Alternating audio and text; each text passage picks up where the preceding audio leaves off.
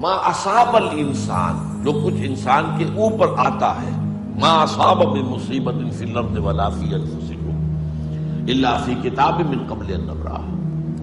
دوسرا پہلو ہے جو انسان کرتا ہے، یہ جو انسان کرتا ہے اس میں وہ کتنا قادر ہے اور کتنا مجبور ہے، یہ اصل میں وہ تقدیر کی بحث ہے، جبر و قدر کی، جو ہمارے ہاں بڑی چلی ہے متکلمین کے درمیان، لیکن یہ جو ہے حل نہیں ہو سکا معاملہ۔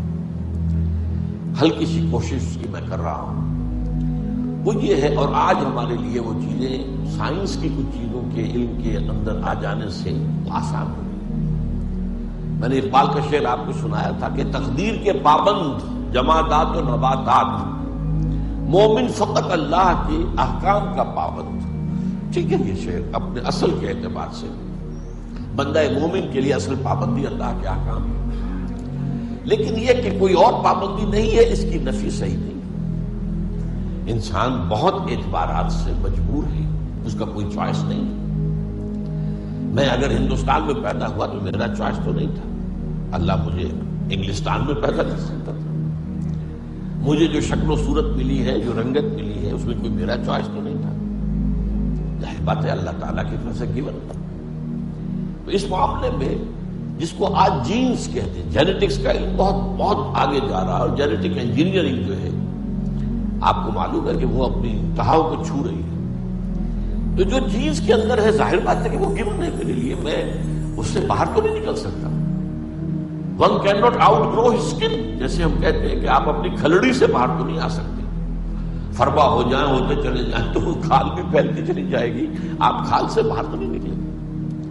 تو یہ جینز اور نمبر 2 بالکل زندگی کے ابتدائی دور میں ماں کی گود میں اور گھر کے ابتدائی ماحول میں جو اثرات مترتب ہوتے ہیں نفسیاتی طور پر، یہ مستقل ہوتے ہیں۔ ان دونوں کو ضرب دے دیجئے تو جینیٹک جو بھی آپ کی وراثت اور جو ماحول کے اثرات ہیں، اس سے ایک شاکلہ وجود میں آتا ہے۔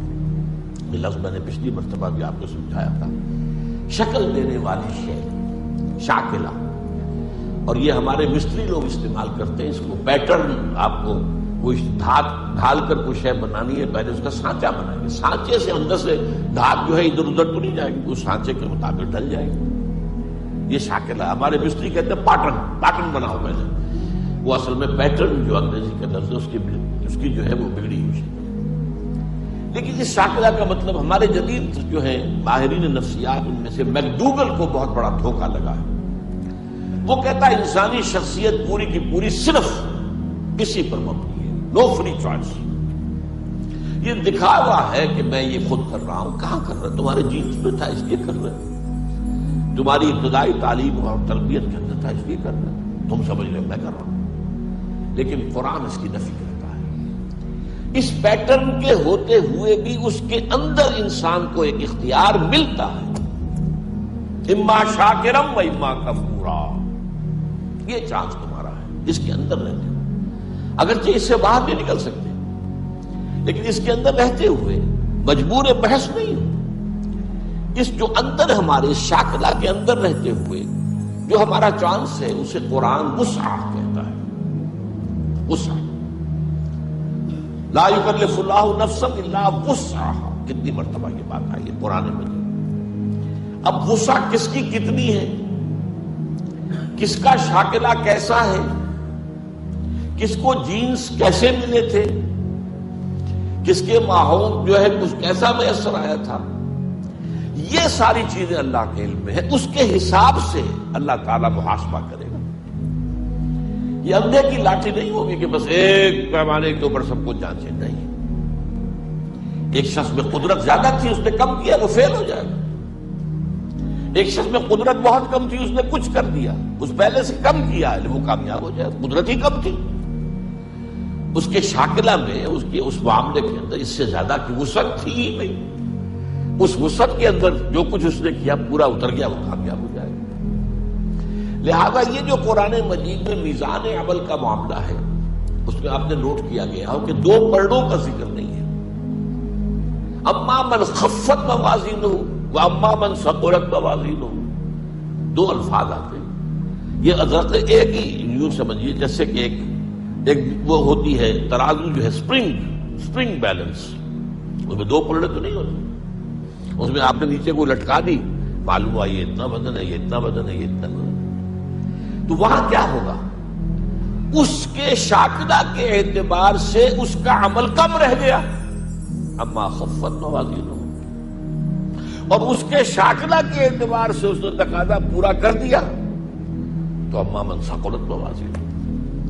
اس کے حوالے سے اللہ تعالیٰ کے ہاں لا یکلف اللہ نفسا الا وسعها، اللہ تعالیٰ کسی بھی ذی نفس کو جو اس کا جو محاسبہ کرے گا مکلف نہیں ٹھہرائے گا مگر اس کے وسع کے مطابق۔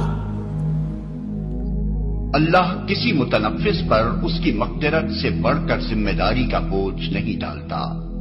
ہر شخص نے جو نیکی کمائی ہے اس کا پھل اسی کے لیے ہے، اور جو بدی سمیٹی ہے اس کا وبال اسی پر ہے۔ ایمان لانے والوں، تم یوں دعا کیا کرو، اے ہمارے رب، ہم سے بھول چوک میں جو قصور ہو جائیں ان پر گرفت نہ کر۔ مالک، ہم پر وہ بوجھ نہ ڈال جو تو نے ہم سے پہلے لوگوں پر ڈالے تھے۔ پروردگار، جس بار کو اٹھانے کی طاقت ہم میں نہیں ہے وہ ہم پر نہ رکھ، ہمارے ساتھ نرمی کر، ہم سے درگزر فرما، ہم پر رحم کر، تو ہمارا مولا ہے، کافروں کے مقابلے میں ہماری مدد کر۔ اللہ کسی متنفس پر اس کی مقدرت سے بڑھ کر ذمہ داری کا بوجھ نہیں ڈالتا۔ یعنی اللہ کے یہاں انسان کی ذمہ داری اس کی مقدرت کے لحاظ سے ہے۔ ایسا ہرگز نہ ہوگا کہ بندہ ایک کام کرنے کی قدرت نہ رکھتا ہو اور اللہ اس سے باز پرس کرے کہ تو نے فلاں کام کیوں نہ کیا، یا ایک چیز سے بچنا فی الحقیقت اس کی مقدرت سے باہر ہو اور اللہ اس پر مواخذہ کرے کہ تو نے اس سے پرہیز کیوں نہ کیا۔ لیکن یہ یاد رہے کہ اپنی مقدرت کا فیصلہ کرنے والا انسان خود نہیں ہے، اس کا فیصلہ اللہ ہی کر سکتا ہے کہ ایک شخص فی الحقیقت کس چیز کی قدرت رکھتا تھا اور کس چیز کی نہ رکھتا تھا۔ اور جو بدی سمیٹی ہے اس کا وبال اسی پر ہے۔ یہ اللہ کے قانون مجازات کا دوسرا قاعدہ کلیہ ہے۔ ہر آدمی انعام اسی خدمت پر پائے گا جو اس نے خود انجام دی ہو۔ یہ ممکن نہیں ہے کہ ایک شخص خدمات پر دوسرا انعام پائے، اور اسی طرح ہر شخص اسی قصور میں پکڑا جائے گا جس کا وہ خود مرتکب ہوا ہو۔ یہ نہیں ہو سکتا کہ ایک کے قصور میں دوسرا پکڑا جائے۔ ہاں، یہ ضرور ممکن ہے کہ ایک آدمی نے کسی نیک کام کی بنا رکھی ہو اور دنیا میں ہزاروں سال تک اس کام کے اثرات چلتے رہیں اور یہ سب اس کے کارنامے میں لکھے جائیں، اور ایک دوسرے شخص نے کسی برائی کی بنا رکھی ہو اور صدیوں تک دنیا میں اس کا اثر جاری رہے اور وہ اس ظالم اول کے حساب میں درج ہوتا رہے، لیکن یہ اچھا یا برا جو کچھ بھی پھل ہوگا اسی کی صحیح اور اسی کے کسب کا نتیجہ ہوگا۔ بہرحال یہ ممکن نہیں ہے کہ جس بھلائی یا جس برائی میں آدمی کی نیت اور صحیح و عمل کا کوئی حصہ نہ ہو اس کی جزا یا سزا اسے مل جائے۔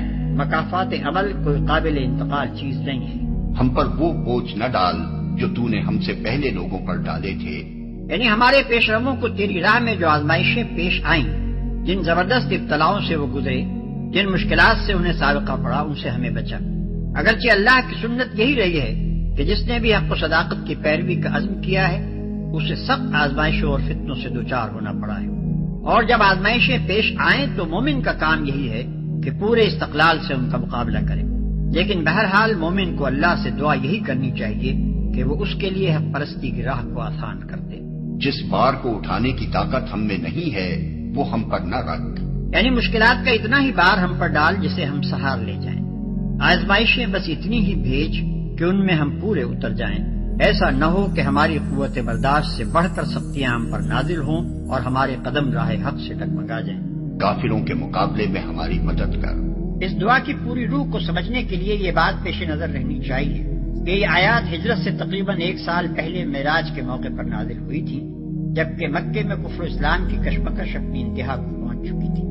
مسلمانوں پر مسائب و مشکلات کے پہاڑ ٹوٹ رہے تھے، اور صرف مکہ ہی نہیں بلکہ سرزمین عرب پر کوئی جگہ ایسی نہ تھی جہاں کسی بندے خدا نے دین حق کی پیروی اختیار کی ہو اور اس کے لیے خدا کی سرزمین پر سانس لینا دشوار نہ کر دیا گیا ہو۔